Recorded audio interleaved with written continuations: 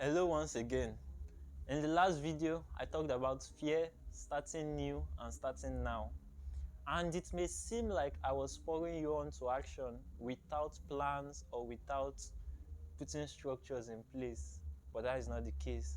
There is always a need to plan, there is always a need to prepare, because failure to plan is plan to fail. Hey, shit.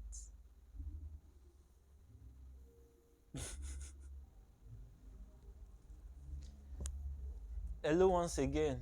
In my last video, I talked about fear, starting new and starting now. It may seem like I was spurring you on to action without making plans or without putting structures in place. However, my opponent, you are very mistaken.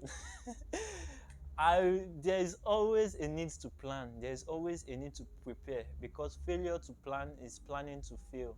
So you must always plan. You must always prepare. You must always prepare for the future and what you are going to face. However, there is a point when your preparation, when your planning process becomes an excuse or a distraction or an obstacle to the task at hand. You keep planning, you keep preparing, but you never take any concrete action. You never take any solid step. Why? Because you have a desire for perfection. You want everything to play out in real life just as it is in your head. Or maybe you are scared of failing. Or maybe you feel inadequate.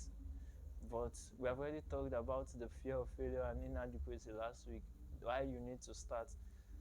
And oftentimes, because of this over preparation, you fall into procrastination, into an illusion of productivity, where you are always busy but never doing anything solid. You're never doing anything tangible. And it is like an athlete that is at the starting line, is always warming up, is always stretching, but he never runs. How do you overcome this? You overcome this by first embracing imperfection. Settle it in your mind. Settle it in your mind that no matter what you plan, no matter what you prepare, things will not always play out as you have prepared it in your head. Things will not always play out as you have played it out in your head. There will always be one curveball or the other. So after you have embraced imperfection, take the next step, take the first step, take the first step. No matter how small or imperfect the step is, take it. Take it. You want to be an event manager, go and register your business, go and register a logo. Do that. It's very important. As in taking this first step, it's also necessary to create an idealistic scenario, then scale it back and create a more realistic scenario or a more realistic baseline, where once you plan up to that baseline, you just take action. Don't delay. Whether you feel good or not, just take action.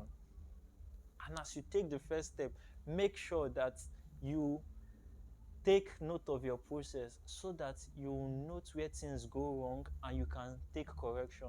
That is the process of adapting. That is the process of learning from experience. As you do this, you keep refining yourself, you keep getting better, especially for personal projects. Your baseline does not need to be too high. Personal projects focused on self-development, the baseline does not need to be too high. You just need to keep getting better and better.